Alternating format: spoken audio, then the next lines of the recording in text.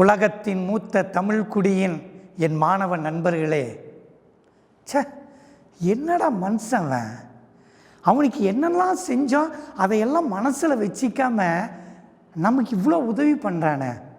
அந்த பொண்ணை பாரு, அன்னைக்கு நம்ம எவ்வளோ ஹெல்ப் பண்ணோம், ஆனால் அதையெல்லாம் மறந்துட்டு கூட அவன் நமக்கு உதவி பண்ணுறான். இந்த மாதிரியான வாசகங்கள் உங்கள் லைஃப்பில் நடந்திருக்கும். இரக்க குணங்க, அந்த இரக்க குணம் இருந்தால் நம்ம கெடுதல் செஞ்சால் கூட நமக்கு நன்மை பயக்கும். நீங்கள் ஒரு மரத்தை ஒருத்தன் வெட்டுறான், ஆனால் வெட்டக்கூடியதை கூட அந்த மரம் வெற்றவனுக்கு நிழல் தந்துக்கிட்டே இருக்கும். நம்ம பக்கத்து மாவட்டம் ஆகஸ்ட் மாதம் +2 படிக்கிறவன், நீ எல்லாம் படிக்கலாமாடா, எங்களை விட உயரமாக படிச்சிருவியா, எங்களை விட வேகமாக வளர்ந்துருவியான்ட்டு அதை பொறுக்க முடியாத சில நண்பர்கள் வீட்டுக்குள்ளார பூந்து அந்த 17 வயது நண்பனை வெட்டுறாங்க. வெற்றவனும் நண்பன், வெட்டப்படுறவனும் நண்பன், எல்லாமே +2 மாணவர்கள். ஒரே ஒரு வித்தியாசம், நீ கீழடா, நான் மேலடா, கீழே இருக்கிறவன் கீழே இருடா.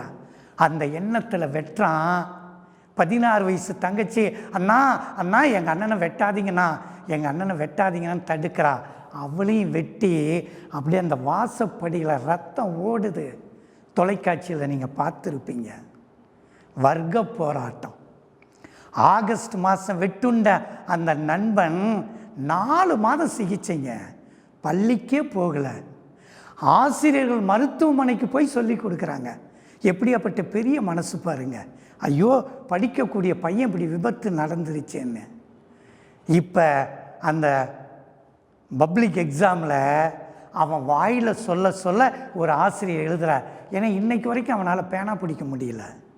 அப்போ அவன் முதல் நாள் தமிழில் இருந்து கடைசி தேர்வு வரைக்கும் அந்த ஆசிரியர்கிட்ட ஒன்று சொல்லுவானா, சார் என் மேலே இறக்கப்பட்டு நான் சொல்லாததையும் நீங்கள் பதிலாக எழுதி எனக்கு மார்க் வாங்கிடாதீங்க, நான் தப்பாக சொன்னால் கூட தப்பாக அப்படியே எழுதுங்க சார் அப்படின்னு சொன்னவன் பேர் சின்னதுரை.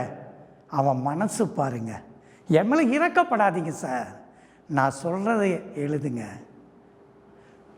பப்ளிக் எக்ஸாம் முடியுது, மே மாதம் ரிசல்ட் வருதுங்க. 8 மாதம் பள்ளிக்கு போகாமல் படுத்த படுக்கையில் ஆசிரியர்கள் சொல்லி கொடுத்த பாடத்தை கேட்டு 464 மதிப்பெண் வாங்கி தமிழ்நாட்டையே திரும்பி பார்க்க வைக்கிறான். அத்தனை மீடியாவும் அவன் வீட்டுக்கு போகுது.